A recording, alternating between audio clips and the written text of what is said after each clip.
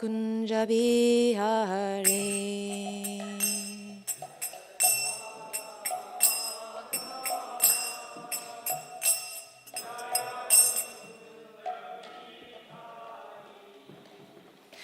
Jaya Gopi Jana Vallabha Girivaradhari.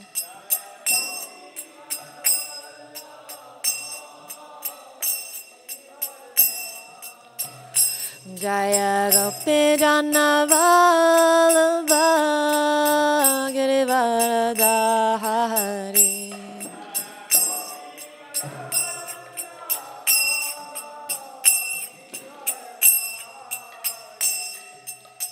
Yashodanandana Brajajana Ranjana.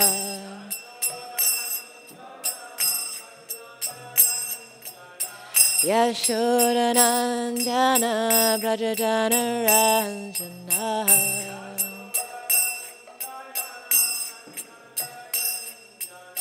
Yamuna Tira Vanachari.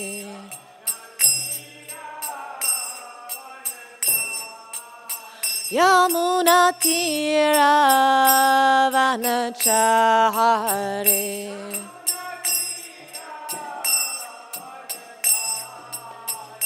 Jaya Radha Madhava Jaya Kunja Bihari.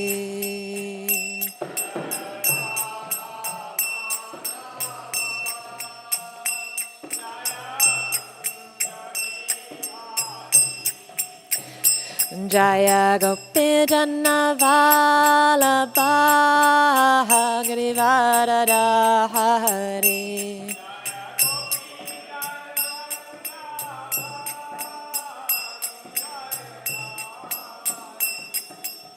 Yamuna Tira Vanachari.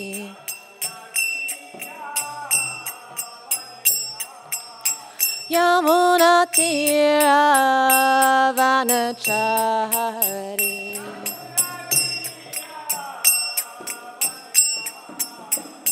Hare Krishna, Hare Krishna, Krishna Krishna, Hare Hare, Hare Rama, Hare Rama, Rama Rama, Hare Hare.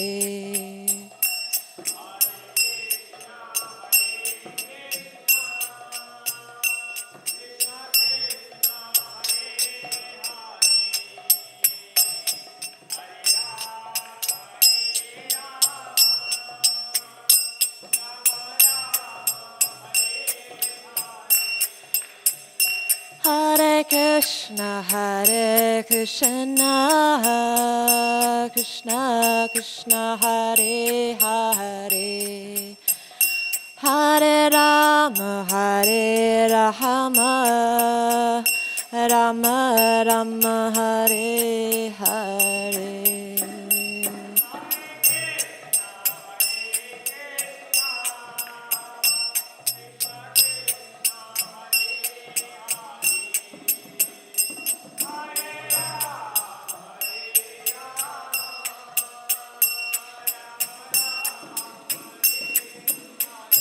Jaya Jaya Prabhupada, Prabhupada, Prabhupada, Jaya Jaya Prabhupada.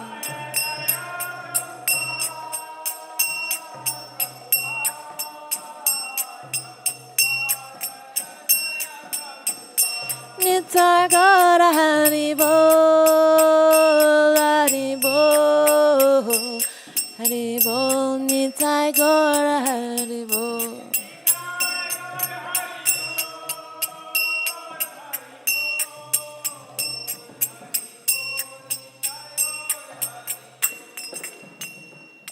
Nitai Gaura Pramanande, Hari Hari Bol.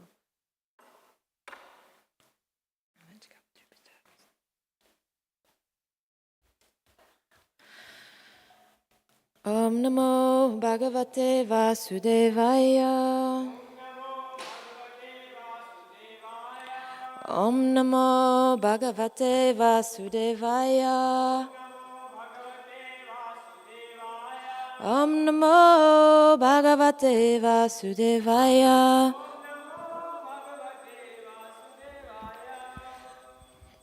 Today we are reading from Canto 4, Chapter 11 and verse 14.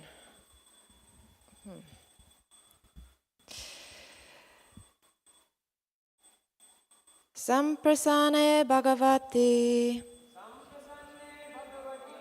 Parusha Prakrite Gunai Vimukto Jiva Nirmukto Brahmanirvanam Richate Samprasane Bhagavati Parusha Prakrite Gunai Vimukto Jiva Nirmukto Brahmanirvanam Richate Samprasane Bhagavati Parusha Prakrite Gunai Vimukto Jiva Nirmukto Brahmanirvanam Richate. Please repeat.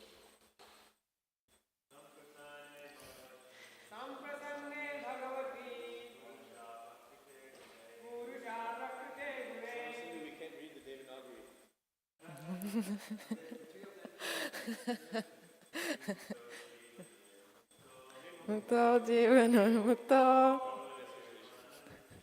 Brahmanirvanam Richate Samprasane Bhagavati Purusha Prakrite Gunahe Vimukto Jiva Nirmukto Brahma Nirvanam Richati Samprasane Bhagavati Purusha Prakrite Gunahe Vimukto Jiva Nirmukto Brahmanirvanam Richati Samprasane Bhagavati Purusha Prakrite Gunae Vimukto Jiva Nirmukto Brahmanirvanam Richati Samprasane Bhagavati Purusha Prakrite Gunae Vimukto Jiva Nirmukto Brahmanirvanam Richati.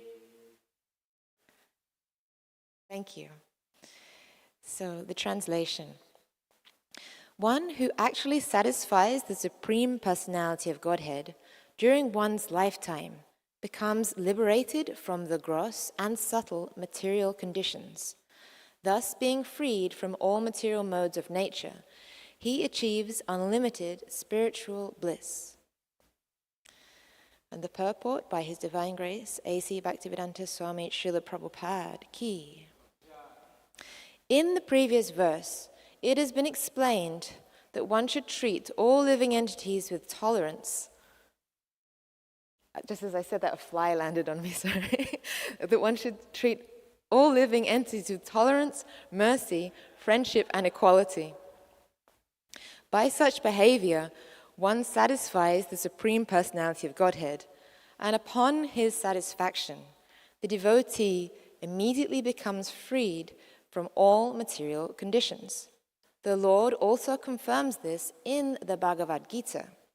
Anyone who sincerely and seriously engages in my service immediately becomes situated in the transcendental stage wherein he can enjoy unlimited spiritual bliss. Everyone in this material world is struggling hard in order to achieve blissful life. Unfortunately, people do not know how to achieve it. Atheists do not believe in God, and certainly they do not please Him. Here it is clearly said that upon pleasing the Supreme Personality of Godhead, one immediately attains to the spiritual platform and enjoys unlimited blissful life. To become free from material existence means to become free from the influence of material nature. The word samprasane, which is used in this verse, means being satisfied. A person should act in such a way that the Lord is satisfied by the activity. It is not that he himself is to be satisfied. Of course, when the Lord is satisfied, the devotee automatically becomes satisfied. This is the secret of the process of Bhakti Yoga.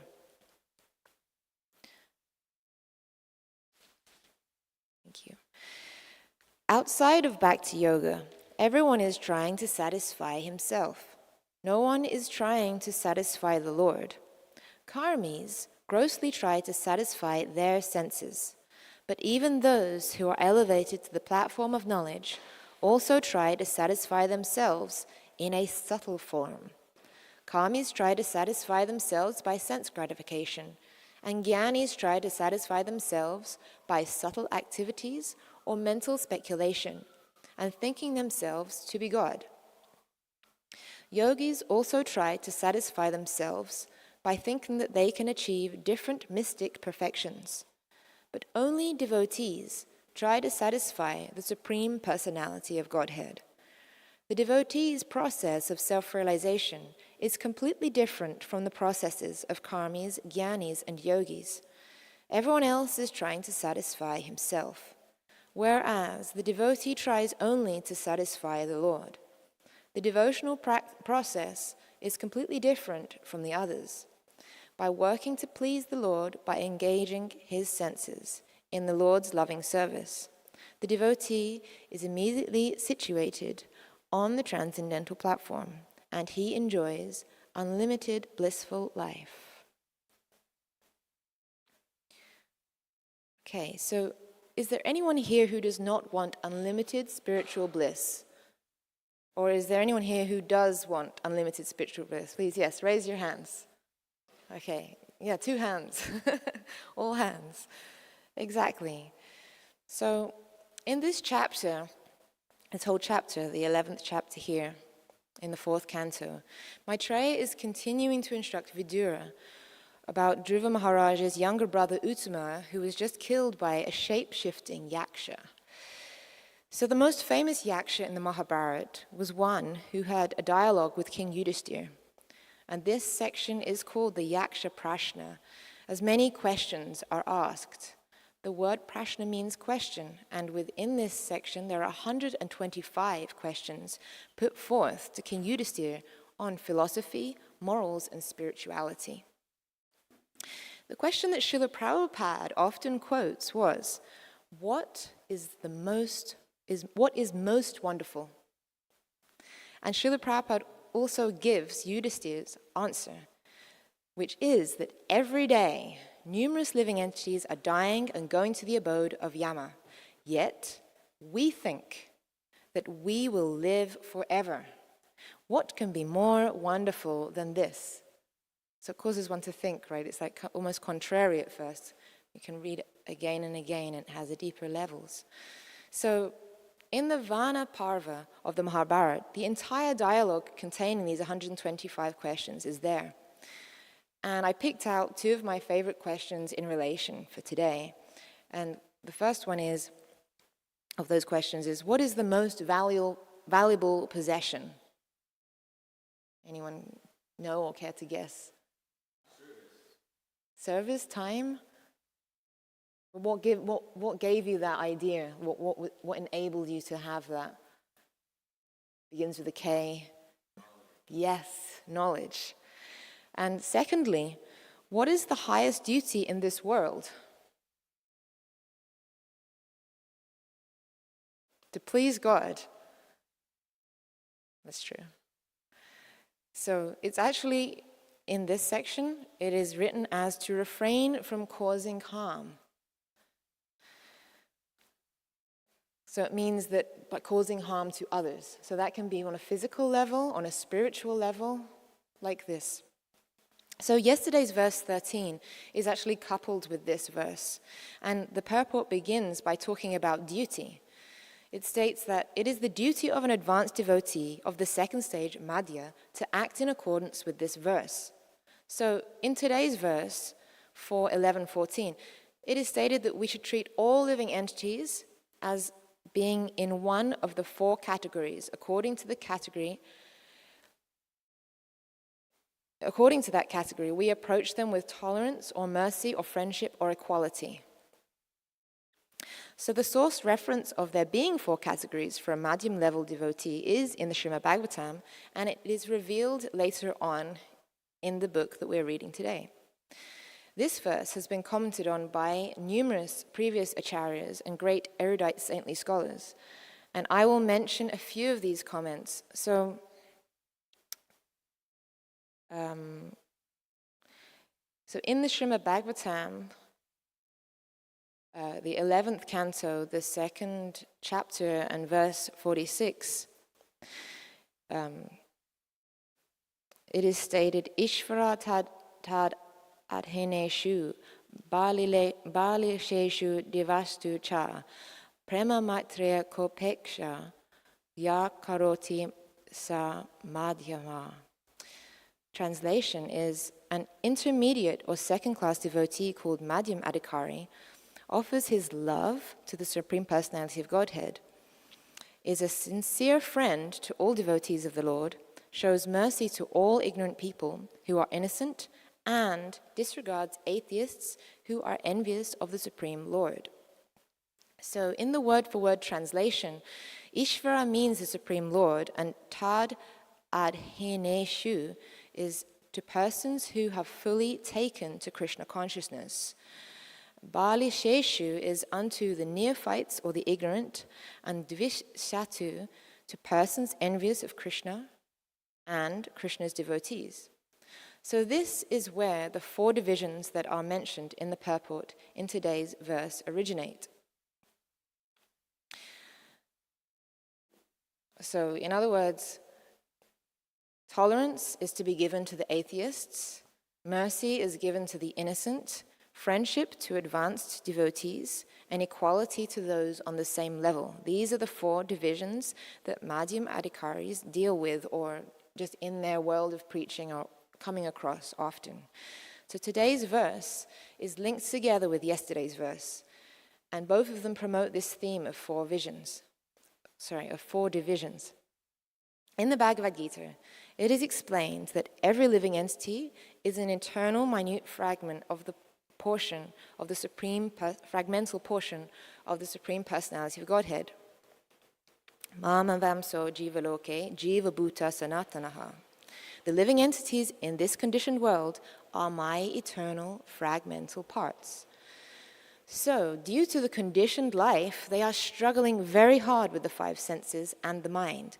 So because of the influence of Maya, the puffed up conditioned souls become inimical to the service of the Lord. And they choose leaders from materialistic sense gratifiers and engage in the society of cheaters and the cheated. Although the community of Vaishnavas is sincerely eager to serve the conditioned souls by bringing them back to their constitutional position, by Maya's influence, the materialistic living entity becomes hard-hearted and rejects the mercy of the Lord's devotees. Who has experienced this? Anyone experienced this before? Oh, some are nodding.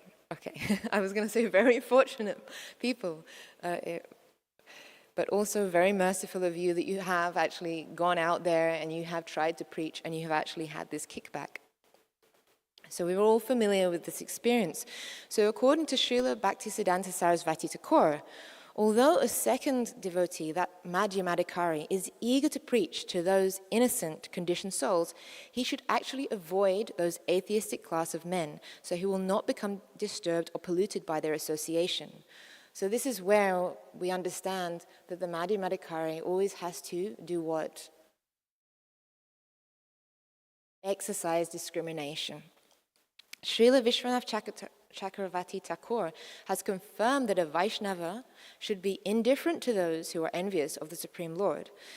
In this connection, he quoted from the 10th canto of the Srimad Bhagavatam, Giraya mumukus toyam kyachin namuchu visyivam yata janan mritam kale janino dadate nava. Sometimes in autumn, the water falls down from the tops of the hills to supply clean water, and sometimes the water stops. Similarly, great saintly persons distribute clear knowledge, and sometimes they are silent.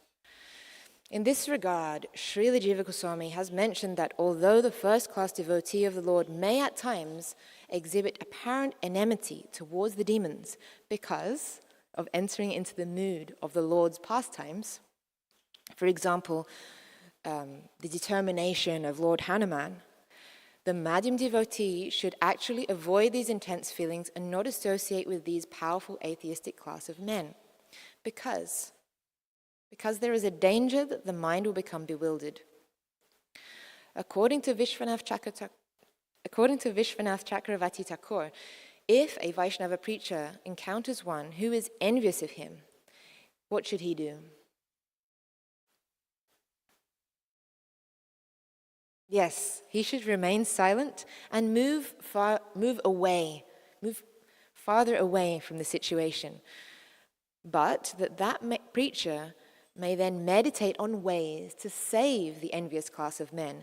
And such a meditation is actually called Sada Acharya, or the saintly behavior. Jiva Goswami has mentioned Prahlad as an example of a saintly person.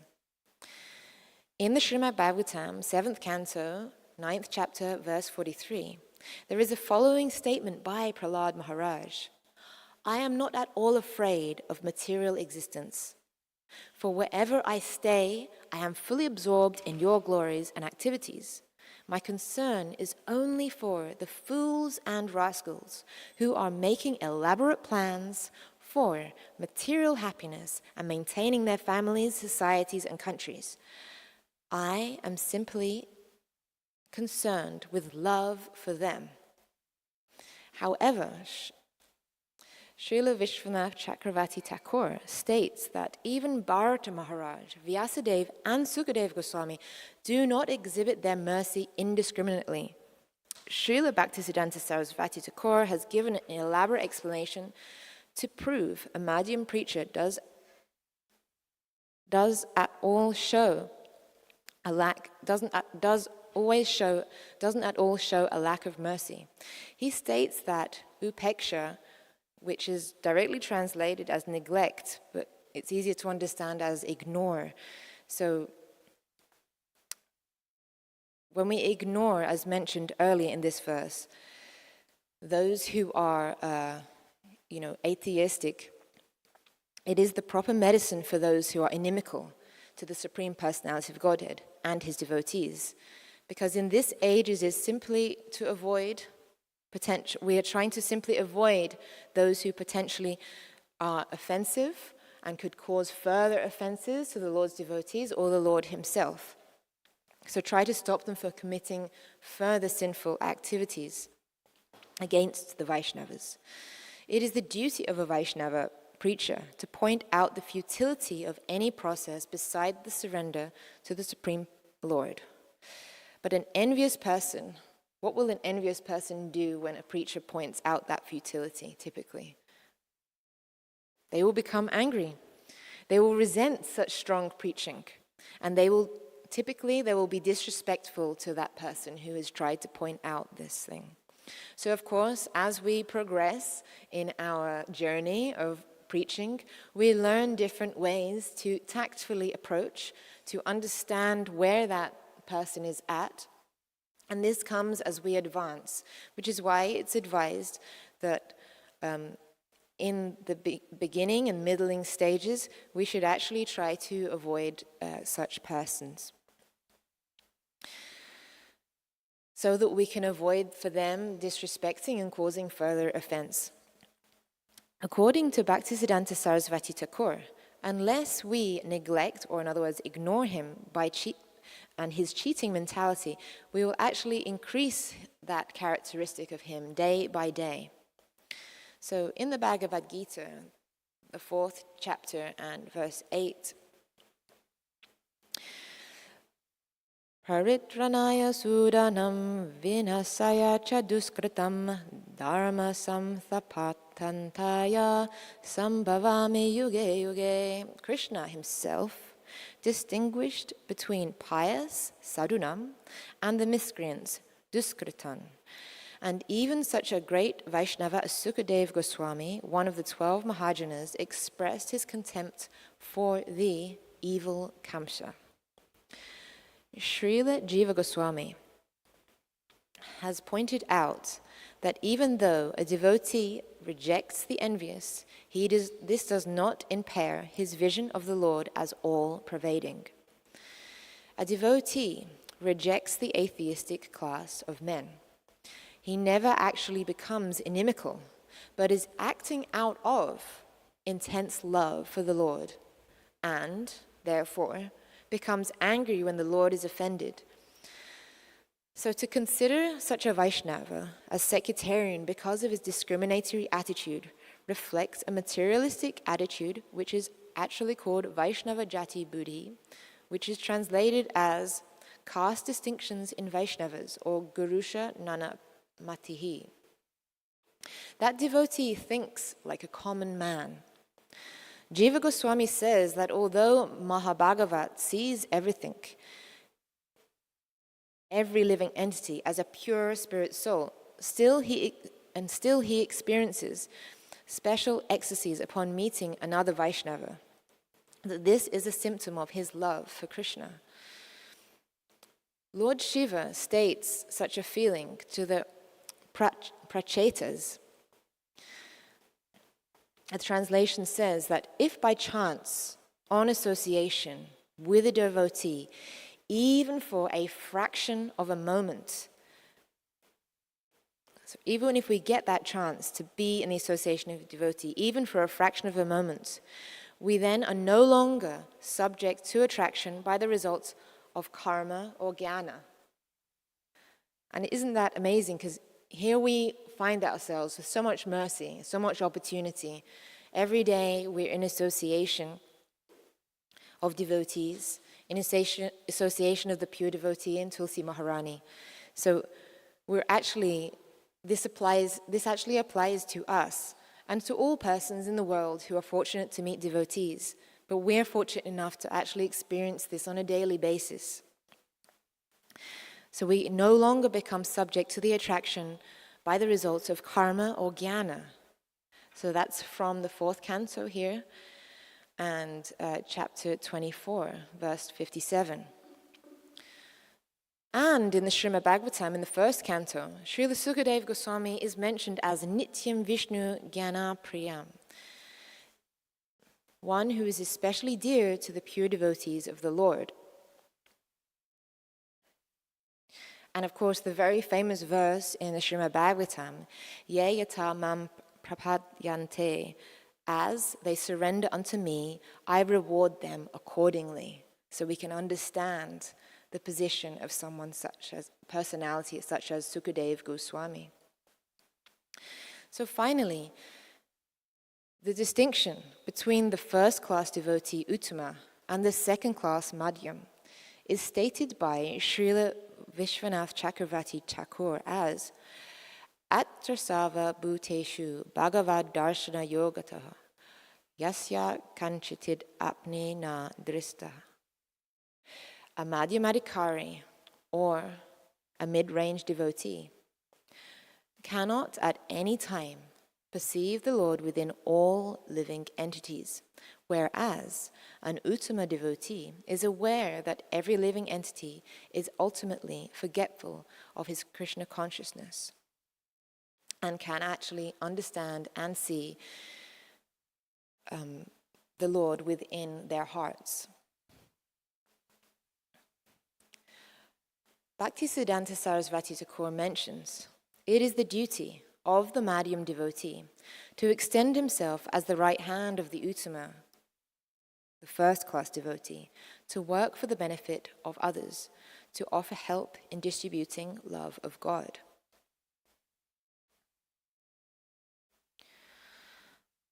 So we can understand that those who are Madhyam Adhikaris, because they cannot perceive the Lord within all living entities, this is why they need to practice. This is one of the reasons they need to practice this art of discrimination. And it is also why, because they're doing so, they need to be very careful, as all devotees do, but they're still treading carefully about how they interact with all living entities, because they're not having that consciousness and full awareness of being able to see the Lord in their hearts. So they don't have an awareness of exactly who they're dealing with, but they can have an idea following the characteristics. Is this person inimical? Is this person innocent, etc.? So one of the interesting things that it mentions in this purport, it uses this word samprasane, which means to be satisfied. So there is a phrase that people use, and it's like, I looked it up, like self-satisfied. I thought, is it a positive? Is it a negative? When I look it up in like the dictionary, it talks about being self-satisfied is someone who is complacent, self-approving, and one of our favorite phrases, puffed up. So it's actually what happens when we become proud of our achievements. So how do you think we can counteract such a behavior? If we find that we perhaps, I'm talking for myself, we become guilty of such a thing, how can we counteract? Yes, Janmastami.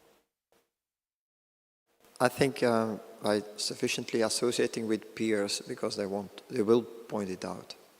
They will help you see it, normally speaking. Sorry, again, you associating? Sufficiently associating with peers, yes, as they will see it and make it clear to you. Very nice. Yes, associating with peers is like we should all have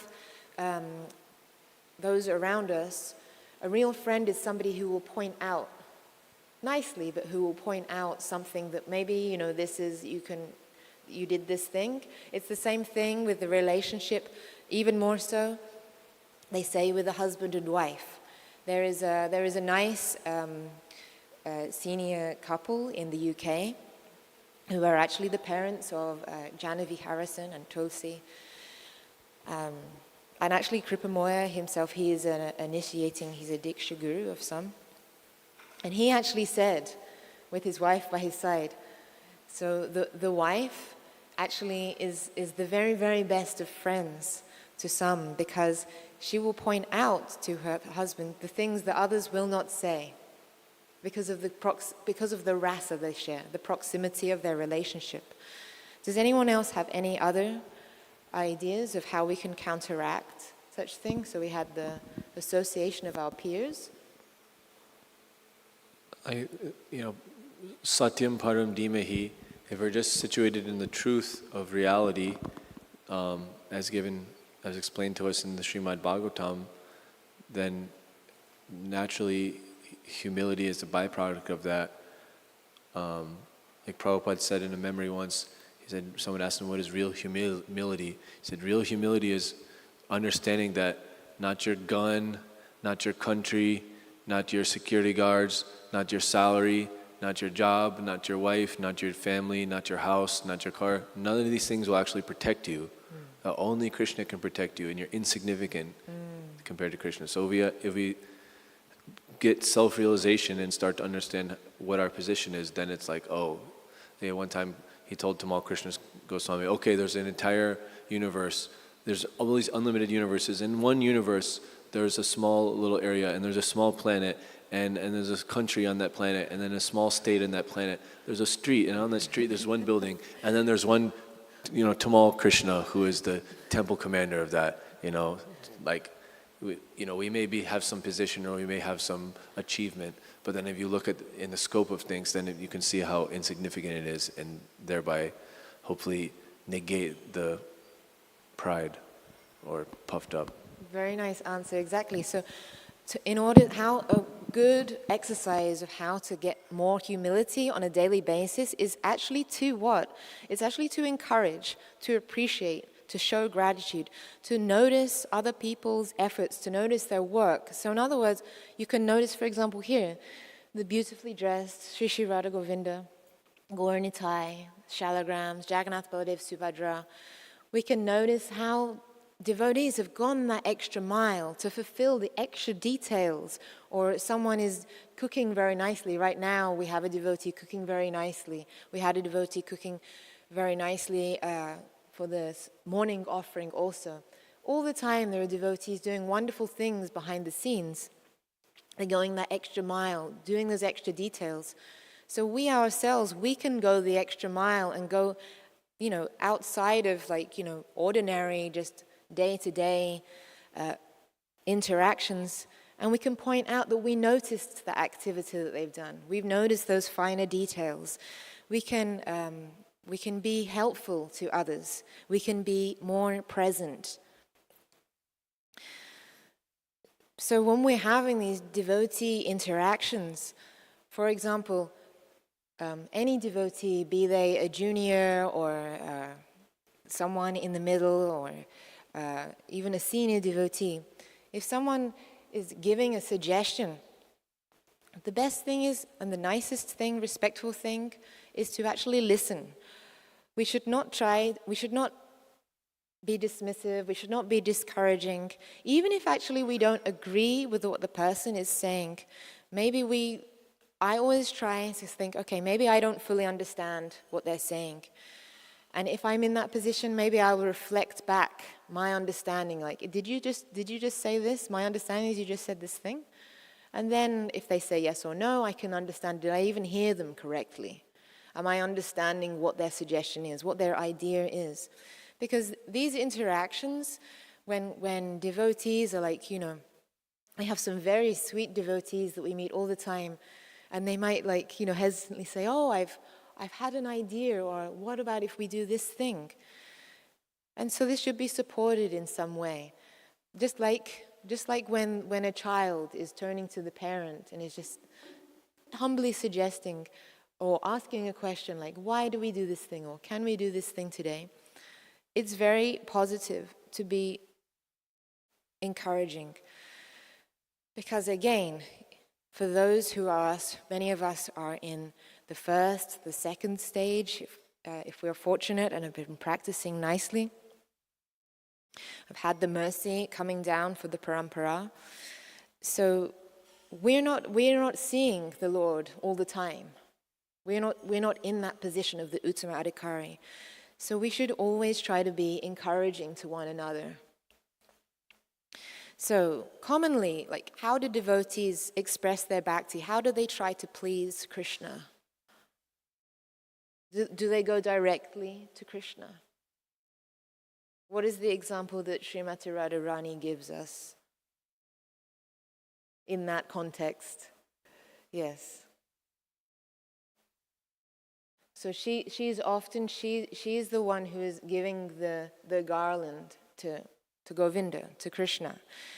So we can understand that commonly how we actually try to please Krishna, how do we try and do that? We actually try to please his devotees. It could be that we want to try to please our spiritual master. It could be that we want to follow nicely the instructions of the great acharyas. Or we follow the instructions of our bhakta leader nicely.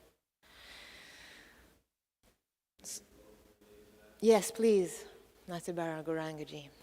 The secret of success in spiritual life is satisfying the spiritual master and therefore getting his sincere blessings. Jai. Many S's really puts in the point.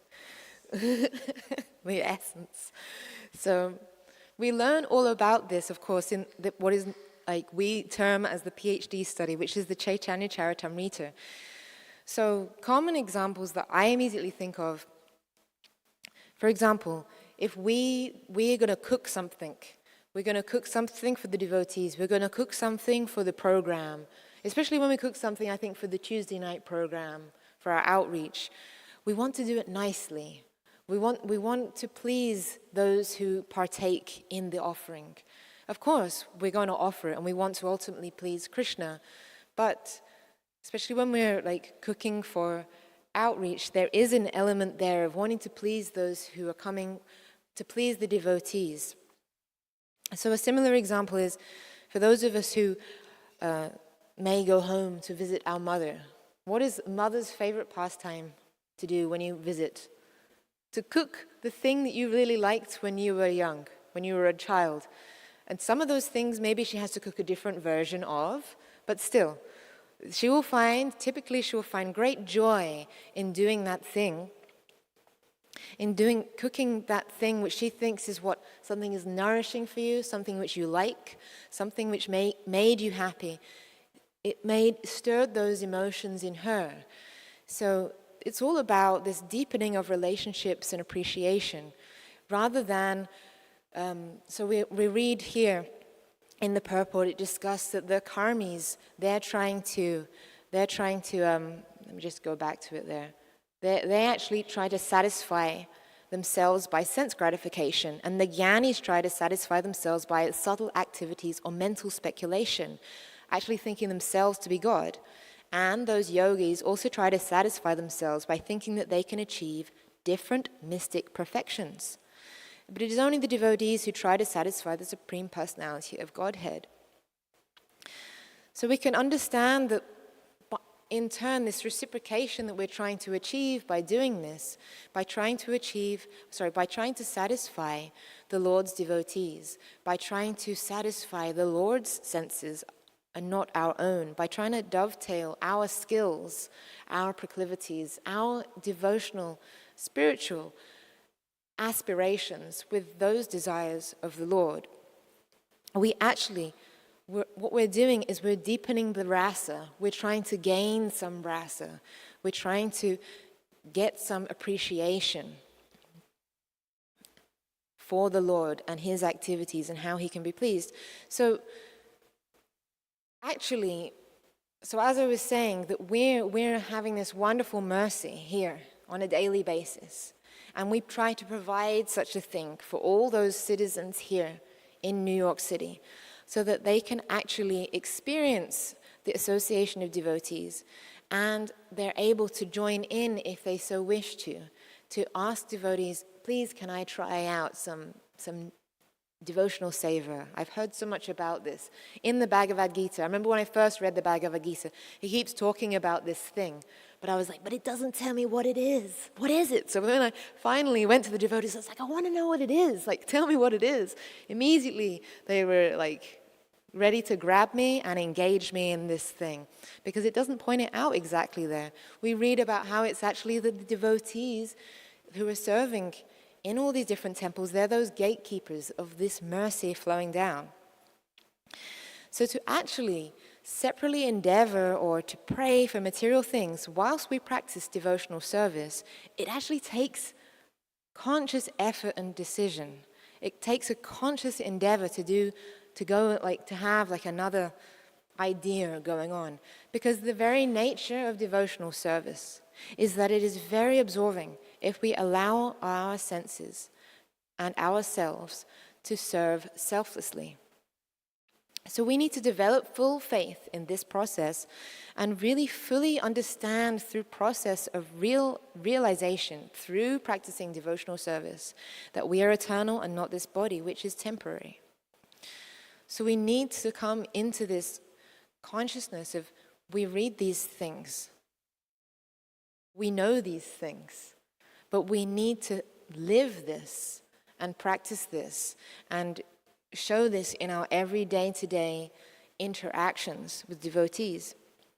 Another thing that this verse in this purport I began to think of, and I know it's a topic I bring up often, but it very much was a life-changing experience for myself. Going to the Kumbh Mela, specifically not this one this year, but the very first time I went to, which was a half one in Prayagraj. there you experience these different classes mentioned here, those karmis, the jnanis, the yogis, and then of course those of us who are aspiring bhaktis. So anyone who's fortunate to go, that's wonderful that you have been in one lifetime, but anyone who has not been yet, please plan to go in one of your lifetimes. In this lifetime, not one of your lifetimes. Please come in this lifetime. Because there you can experience our ISKCON camp. And it's no small thing that Srila Prabhupada started to go there and have it be that there is an area for the bhaktis, the bhakti yogis. Because typically this any Kumbh Mela in any of the four places is typically a place for those which we call the Mayavadis or the Brahmavadis. Those which are typically like jnanis and yogis. So it's wonderful that we have such a beacon. And then when you are there in this experience, you see these different classes of person, these different spiritual aspirants all there together in one place. And one way I like to sort of like think of it is if you compare the ISKCON camp with another camp, it kind of, from my thinking, and I hope for others as well, it kind of shows some of the philosophy there. For an example, in the prasadam that we distribute, by the grace of great personalities like His Grace Gauranga Prabhu, we distribute many, like tens and tens of thousands of plates of prasadam every single day at various stations throughout the, 6 to 8 weeks. And we're giving many times a day the full plate. You have everything there, from the rice, the halva, the chutney, the sabji, some kind of fried thing. Everyone else, guess what they give? Puffed rice. Puffed rice, khichdi, maybe some kheer. So in this way, just from because I don't have so much experience of the different elements of these different Brahmavadi camps and schools of thought. I don't get that much association with them in my time, within this lifetime. So I'm then seeing, okay, we want to give, we're trying to give devotionally, we're trying to show, we're trying our best to understand that there is the Lord within everybody's heart, and they have come here on this spiritual pilgrimage, and so therefore all should be tried to treat in an equal way. We also provide a place for them to sit nicely, to sit down, to be served, to hear the holy names, and to hear spiritual discourse. So in many ways, it seems in a contrast to those who many of the persons who come there, they are, practicing karma kanda. They're coming there because they've heard that if you bathe in a certain time in a certain place, and you're fortunate to grab a molecule of this water, you may be eternally saved. And this is very wonderful as an impetus to bring everyone there together. And you have many persons like, jnanis and yogis who are doing wonderful, amazing things, practicing 108 fire sacrifices every day, like this. Whereas you have the bhakti yogis who are simply saying, please just chant the name of the Lord with sincerity. So you have all these different things happening at the same time, and you get an opportunity to see, compare and contrast these different elements which are going on from a very it's kind of like a spiritual trade show, you could say, from a point of view of someone coming from the West. Like you're just going and you have little windows into each of these different things where you see the different practices that go on in the different schools of spirituality there in Bharat Varsha. So I will, I think that's everything that I could think of to speak about for today's verse. There's obviously so many other things that could be spoken about in this verse, and this was just my humble attempt to try to cover some things within it. I did spend quite some time trying to explain what the great Vaishnava acharyas have commented on in regards to the Madhyamadikari and the 4 divisions. Would anyone like to ask any questions or add any comments, especially any senior Vaishnavas here present? Our Chitta Prabhu has something.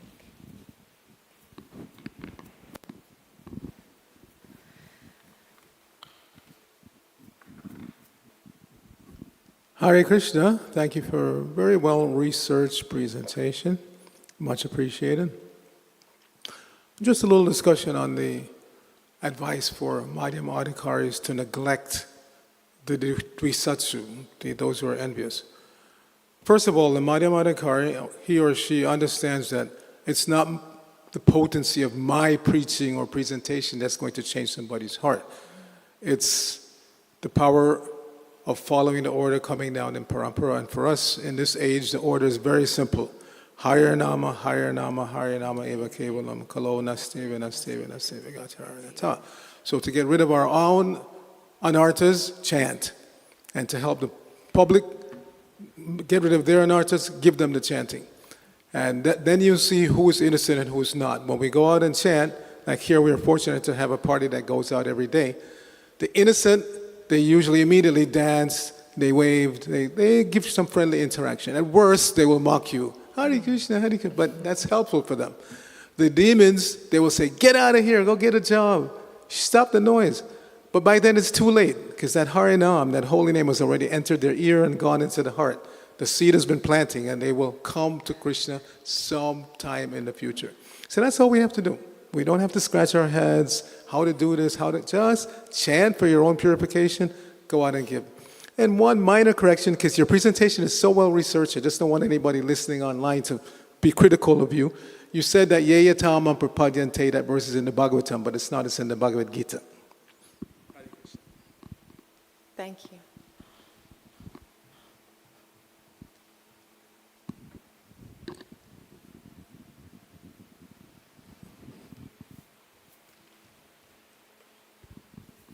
Hare Krishna. This point in the purport, Srila Prabhupada says a devotee pleases only the Lord.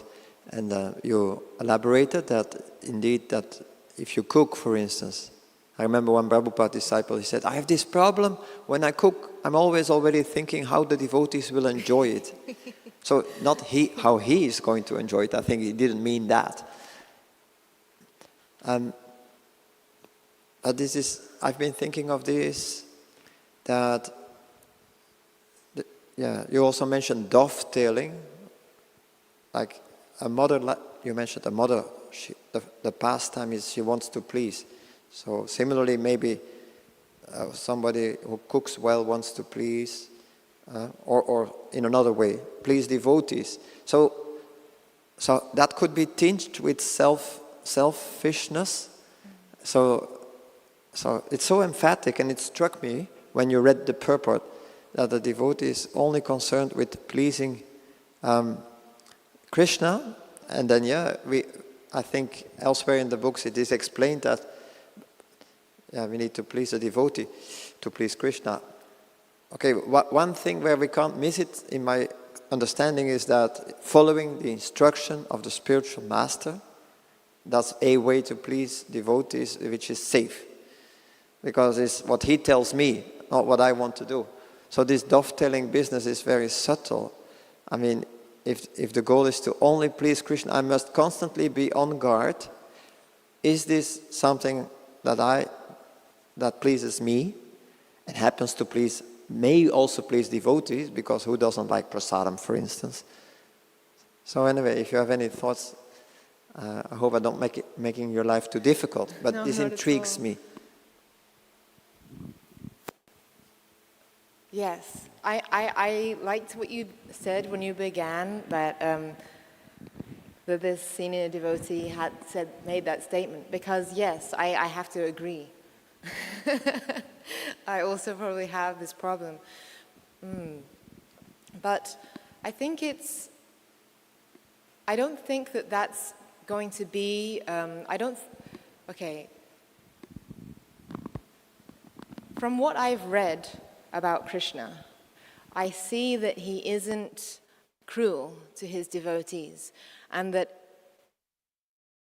we can be viewed as, very childlike jivas who are essentially trying to find a way to learn the foundations of how can we actually, rekindle that relationship with Krishna. And so I always think that it boils back down to, that essential thing of essentially what was the intention behind it? Was I trying to find a way to gratify my own senses by, becoming like proud and happy that like devotees became, satisfied by something that I have done?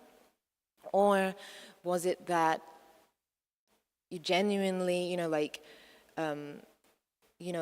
for example, this example of the mother just wanted to share this kind of like loving relationship of thinking, how can I nourish you? Like, how can I make you happy? How can I, and I think, having that intention, Krishna in the heart is knowing that, and won't like cast one down and be like, it wasn't, of course it's not the very highest thing, but being not at that, the first class level for most of us, it's, we're trying to find ways to purify our consciousness and also to serve those devotees of the Lord who have been so merciful to allow us into the, the fold of being able to serve nicely. Archita Prabhu.